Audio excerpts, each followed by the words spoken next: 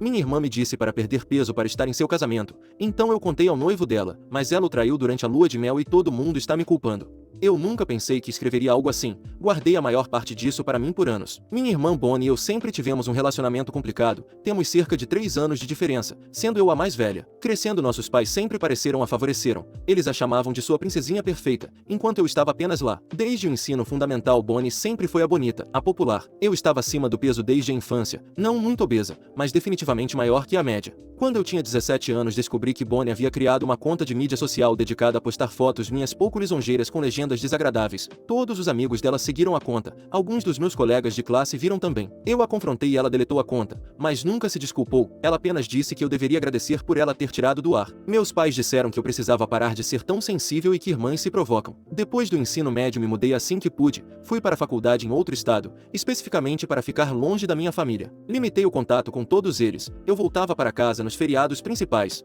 mas só isso. Mesmo assim Bonnie sempre encontrava maneiras de comentar sobre minha aparência. Ela perguntava se eu tinha ganhado mais peso, ela dizia coisas sobre como eu deveria considerar uma cirurgia, ela até me deu equipamento de ginástica de Natal um ano na frente de todos. No ano passado Bonnie conheceu Dan, ele parecia um cara genuinamente legal, um médico com boa reputação na comunidade, ele foi gentil comigo nas poucas vezes que nos encontramos. Eles ficaram noivos depois de namorar por 8 meses. Há 3 meses Bonnie me pediu para encontrá-la para um café. Pensei que talvez ela quisesse melhorar nosso relacionamento, em vez disso ela me disse que estava planejando seu casamento e queria que eu fosse madrinha. Mas apenas se eu perdesse pelo menos 22 kg antes do casamento, que estava marcado para 6 meses depois. Ela me mostrou os vestidos de madrinha que havia escolhido, eles só iam até o tamanho 42. E eu uso o tamanho 48. Ela disse que não podia me ter arruinando suas fotos de casamento e que esta era uma boa oportunidade para eu finalmente fazer algo sobre meu peso. Eu disse a ela que não perderia peso para o casamento dela. Ela ficou brava e disse que eu estava sendo egoísta. Ela disse que nesse caso eu ainda poderia ir ao casamento, mas não como madrinha, e que eu deveria usar algo que afinasse escuro para me misturar ao fundo. Saí da cafeteria e dirigi direto para o consultório de Dan.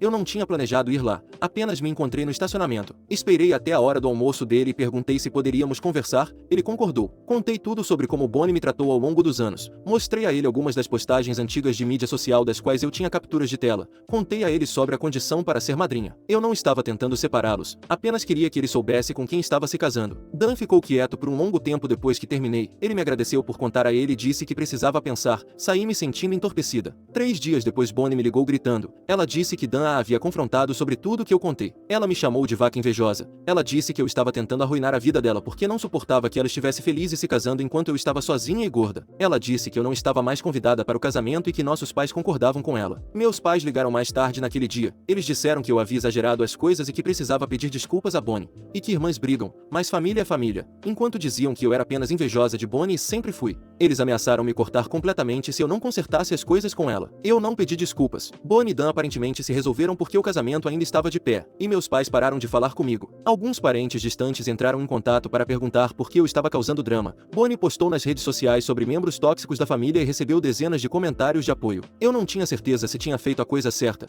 Dan merecia saber com quem estava se casando, mas talvez eu devesse ter ficado quieta. Passei anos tentando superar como ela me tratou e agora sentia como se estivesse de volta ao ponto de partida. Ontem recebi um convite pelo correio. Era para o casamento de Bonnie, mas apenas como convidada, não madrinha. Havia um bilhete manuscrito dentro de Dan dizendo que esperava que eu fosse. Não sei o que fazer. Qualquer conselho seria apreciado. Atualização. Já se passaram 2 meses desde minha última postagem. Decidi ir ao casamento de Bonnie como convidada. Comprei um vestido preto simples e fui sozinha. Meus pais me ignoraram durante a maior parte da cerimônia. Quando me reconheceram foi apenas para me dizer para não causar problemas. Sentei-me no fundo durante a cerimônia. Não chorei nem fiz cena, apenas observei. A recepção foi em um local caro à beira do lago. Bonnie parecia feliz. Dan também parecia feliz. Foi ele quem me enviou o convite para ir, parabenizei os dois brevemente. Bonnie mal olhou para mim, mas Dan me agradeceu por ter ido. Saí cedo antes do corte do bolo. Ninguém notou. Dirigi para casa me sentindo vazia. 2 semanas após o casamento Bonnie e Dan foram para a lua de mel nas Maldivas. Deveria ser por 10 dias, mas eles voltaram depois de 4. No início ninguém sabia por quê. Então minha prima me mandou uma mensagem dizendo que havia algum drama com Bonnie e Dan. Ela não sabia detalhes, apenas que eles haviam interrompido a viagem e não estavam se falando. 3 dias depois que eles voltaram, a irmã de Dan me ligou. Nós nos conhecemos no casamento e trocamos números. Ela me disse que Dan havia descoberto que Bonnie o estava traindo. Aparentemente Bonnie estava trocando mensagens com alguém durante a lua de mel. Dan viu as mensagens acidentalmente quando Bonnie pediu para ele tirar uma foto com o celular dela. As mensagens eram explícitas e deixavam claro que isso não era algo novo. Bonnie estava saindo com esse outro homem há meses, mesmo enquanto planejava o casamento. Dan confrontou Bonnie no quarto do hotel. Ela negou no início. Depois admitiu, mas disse que não significava nada. Dan reservou um voo mais cedo para casa. Eles não se sentaram juntos no avião. Quando voltaram, Dan foi ficar com os pais. Ele estava considerando uma anulação. Meus pais me ligaram no dia seguinte. Eles queriam saber se eu sabia sobre o caso de Bonnie. Eu disse que não. Eles pareciam pensar que eu poderia saber de algo ou até mesmo ter incentivado de alguma forma. Eles disseram que Bonnie estava arrasada e que Dan estava exagerando. Pediram para eu falar com Dan, para convencê-lo a dar outra chance a Bonnie. Eu recusei. Disse a eles que não ia me envolver. Minha mãe ficou chateada e disse que eu estava abandonando minha irmã quando ela mais precisava. Meu pai disse que eu ainda tinha inveja de Bonnie e queria que o casamento dela fracassasse. Desliguei na cara deles. 2 dias depois, Dan me mandou uma mensagem. Ele perguntou se poderíamos nos encontrar para um café. Eu concordei. Dan parecia cansado. Ele me disse que havia confrontado outro homem. Descobriu-se que era alguém que Bonnie conhecia da academia dela. Ele estava saindo com Bonnie há pelo menos 4 meses antes do casamento. O homem alegou que não sabia que Bonnie estava noiva no início e quando descobriu eles já estavam envolvidos. Dan não acreditou nele. Dan me perguntou se eu achava que ele deveria tentar resolver as coisas com Bonnie. Eu disse a ele que não poderia tomar essa decisão por ele. Ele me perguntou mais sobre como foi crescer com Bonnie. Contei a ele mais algumas histórias que não havia compartilhado antes, como a vez em que Bonnie disse a minha paixão do ensino médio que eu tinha uma doença de pele contagiosa, ou quando ela jogou fora minha carta de aceitação da faculdade e fingiu que nunca havia chegado, então quase perdi o prazo de matrícula. Dan ouviu tudo. Antes de sair, ele me agradeceu por ser honesta com ele. Ele disse que gostaria de ter levado mais a sério o que eu disse antes do casamento e que ia se mudar da casa deles e ficar com o irmão até decidir o que fazer. Na manhã seguinte, Bonnie apareceu no meu apartamento. Ela estava batendo na minha porta com tanta força que meu vizinho ameaçou chamar a segurança. Quando a deixei entrar, ela começou a gritar comigo imediatamente. Ela me acusou de virar Dan contra ela e de ter arruinado seu casamento por despeito. Segundo ela, se eu não tivesse contado todas aquelas coisas a Dan antes do casamento, ele a teria perdoado pelo caso. Ela jogou sua aliança de casamento em mim e disse que era minha culpa que sua vida estivesse desmoronando. Fiquei calma e disse a ela para ir embora. Ela recusou no início, continuando a gritar acusações, mas eventualmente ela saiu, mas não antes de ameaçar que garantiria que nossos pais nunca mais falassem comigo. Ela disse que contaria a todos na família que eu havia sabotado seu casamento de propósito. Mais tarde naquele dia, minha mãe ligou. Ela me disse que Bonnie estava ficando com eles e estava inconsolável. Ela me culpou por encorajar Dan a deixar Bonnie. Tentei explicar o que realmente aconteceu, mas ela não quis ouvir. Ela disse que eu sempre tive inveja da felicidade de Bonnie e finalmente encontrei uma maneira de destruí-la. Então ela me disse para não contatar nenhum deles novamente até que eu estivesse pronta para pedir desculpas a Bonnie e ajudar a consertar seu casamento. Bloqueei todos os números deles depois disso.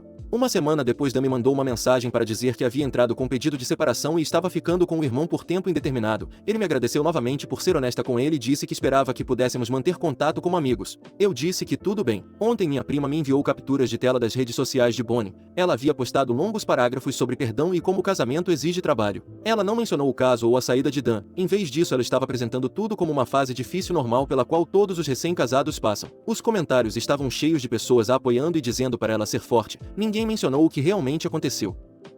Atualização 2. Já se passaram 6 semanas desde minha última atualização, as coisas ficaram ainda mais complicadas. Descobri com quem Bonnie estava tendo um caso. Era Tyler, o namorado de sua madrinha de honra Melissa. Todos eles se conheciam há anos. Bonnie e Melissa foram para a faculdade juntas e eram melhores amigas desde então. Tyler e Melissa namoravam há 3 anos e estavam falando em ficar noivos em breve. Soube disso pela irmã de Dan, que ouviu de Dan. Aparentemente, depois que Dan pediu a separação, Melissa também descobriu sobre o caso. O telefone de Tyler sincronizou seu backup na nuvem com o tablet compartilhado deles e Melissa viu todas as mensagens entre ele e Bonnie. Havia centenas delas, datando de pelo menos 6 meses atrás. Algumas foram enviadas durante as sessões de planejamento do casamento das quais Melissa participou. Algumas foram enviadas até mesmo durante o jantar de aniversário de Melissa, quando Bonnie e Tyler estavam à mesa com ela. Melissa confrontou Tyler, que admitiu tudo. Ele disse que começou apenas como flerte na academia, mas se transformou em algo mais. Ele disse que tentou terminar antes do casamento de Bonnie, mas não conseguiu. Ele também disse que Bonnie havia dito a ele que deixaria Dan depois que voltassem da lua de mel, mas ela queria ir na viagem cara primeiro. Melissa terminou com Tyler imediatamente, então ela foi atrás de Bonnie. Primeiro ela postou tudo nas redes sociais. Ela compartilhou capturas de tela de algumas das mensagens entre Bonnie e Tyler. Ela marcou amigos em comum e membros da família, incluindo meus pais. Ela escreveu um longo post sobre como Bonnie havia traído não apenas Dan, mas ela também após anos de amizade. Bonnie desativou suas contas imediatamente, mas não antes que as pessoas tivessem visto tudo. Meus pais me ligaram exigindo saber se eu tinha algo a ver com as postagens de Melissa. Eu disse a eles que nem conhecia Melissa bem e não tinha nada a ver com nada disso. Eles não acreditaram em mim. Estavam convencidos de que eu havia orquestrado isso de alguma forma para para envergonhar ainda mais Bonnie. 3 dias após as postagens nas redes sociais, as coisas escalaram ainda mais. Melissa foi até a casa de Bonnie, onde Bonnie ainda estava morando sozinha. Eles compraram juntos, mas Dan não quis ficar lá após o caso. Melissa tinha uma chave porque havia cuidado da casa durante o que deveria ser a lua de mel de Bonnie e Dan. Ela entrou enquanto Bonnie estava no trabalho e destruiu o lugar. Ela não fez apenas uma bagunça. Ela pegou tesouras e cortou as roupas de Bonnie. Ela derramou água sanitária em seus sapatos de grife, quebrou fotos de casamento emolduradas. Ela até pichou traidora na parede do quarto. Então ela tirou fotos de tudo e enviou para Bonnie com uma mensagem dizendo que isso era apenas o começo. Bonnie chegou em casa e encontrou a destruição e chamou a polícia. Eles fizeram um boletim de ocorrência, mas como Melissa tinha uma chave, que foi dada a ela, e não houve arrombamento, eles classificaram como um assunto civil em vez de invasão de domicílio. Disseram a Bonnie que ela poderia processar Melissa por danos, mas que acusações criminais eram improváveis. Bonnie ligou para meus pais histérica. Eles foram para lá imediatamente. Meu pai tirou fotos de todos os danos para fins de seguro, e minha mãe ajudou Bonnie a embalar algumas roupas não danificadas e a levou de volta para a casa deles. Bonnie está morando com eles desde então. No dia seguinte, Melissa estava em um brunch com algumas amigas quando Bonnie e minha mãe apareceram. Bonnie começou a gritar com Melissa no meio do restaurante. Ela ameaçou ligar para o empregador de Melissa. Ela é professora de jardim de infância, e dizer que ela era mentalmente instável e um perigo para as crianças. Minha mãe entrou na briga chamando Melissa de nomes horríveis. Alguém gravou tudo e postou online. A resposta de Melissa foi rir na cara de Bonnie e contar a todos no restaurante exatamente o que Bonnie havia feito. Ela leu algumas das mensagens em voz alta do celular dela, incluindo uma onde Bonnie zombava de Dan logo depois que eles ficaram noivos. O gerente do restaurante eventualmente pediu a todas elas para saírem. Naquela noite, Bonnie reativou suas contas de mídia social e começou uma série de postagens. Ela compartilhou fotos de sua casa e pertences danificados. Ela escreveu sobre ser vítima da vingança de uma mulher mentalmente instável. Ela nunca mencionou o caso ou por que Melissa estava com raiva. Ela se retratou como alguém lidando com uma separação de casamento de maneira madura enquanto era assediada por uma ex-amiga louca. As pessoas começaram a tomar partido. Alguns dos amigos em comum de Bonnie e Melissa se dividiram em facções. Membros da família comentavam em posts defendendo Bonnie ou Melissa. Virou um enorme espetáculo público. Nenhuma delas recuava. Tyler ficou completamente fora disso. Ele se mudou do apartamento que dividia com Melissa e desativou todas as suas redes sociais. Segundo a irmã de Dan, Tyler mandou uma mensagem para Dan uma vez para se desculpar, mas Dan bloqueou o número dele sem responder. Dan finalmente pediu a anulação, não apenas a separação. Ele citou infidelidade como motivo. Contratou uma empresa de mudanças para embalar suas coisas da casa e colocá-las em um depósito. Ele disse ao advogado que não queria casa no acordo. Bonnie poderia ficar com ela. Ele só queria sair do casamento o mais rápido e limpo possível. Meus pais me culparam pelo pedido de divórcio também. Disseram que se eu não tivesse envenenado Dan contra Bonnie desde o início, ele poderia estar disposto a resolver as coisas apesar do caso. Disseram que Melissa nunca teria descoberto também se Dan não estivesse investigando o caso com base no que eu lhe disse. Segundo eles, tudo o que aconteceu foi em última análise minha culpa. Na semana passada as coisas ficaram ainda mais complicadas. Melissa foi presa por violar uma ordem de restrição que Bonnie aparentemente havia conseguido contra ela após o incidente da destruição da casa. Melissa estava passando de carro pela casa de Bonnie repetidamente e havia enviado mensagens de texto ameaçadoras. Ela passou uma noite na cadeia antes de ser liberada sob fiança. Bonnie usou a prisão para reforçar sua narrativa de vítima online. Ela postou sobre temer por sua segurança e como estava apenas tentando reconstruir sua vida após uma separação dolorosa. Ela ainda nunca reconheceu o caso. Em vez disso, ela insinuou que Melissa havia fabricado tudo por ciúmes do casamento de Bonnie com Dan. Fiquei fora de tudo isso. Não postei nada online sobre nada disso, exceto no Reddit, claro. Não entrei em contato com Melissa ou Bonnie, só me comuniquei ocasionalmente com Dan, que está fazendo o possível para seguir em frente. Ele comprou um apartamento do outro lado da cidade e está focado em sua clínica médica. Ele me disse que está fazendo terapia agora e percebe que havia sinais de alerta sobre Bonnie que ele ignorou. Ele disse que é grato por eu ter sido honesta com ele, mesmo que tenha sido doloroso na época.